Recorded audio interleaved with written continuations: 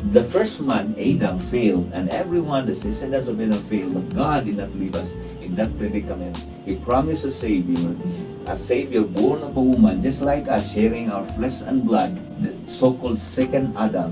Although he is the Son of God, but Jesus became exactly like us, 100% human, although he's 100% God.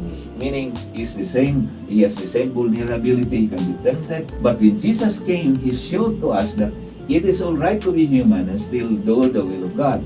He has a will of his own. He can choose to obey or disobey God, but he chooses to obey God. In fact, if you remember one, during the struggle, kabalo siya, he will be crucified, he will suffer.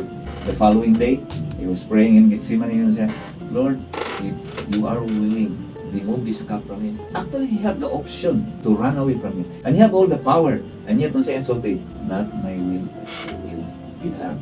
Because Jesus submitted his will, his freedom to choose, to the will of God, because he knew that the Father is the best interest in his mind for him.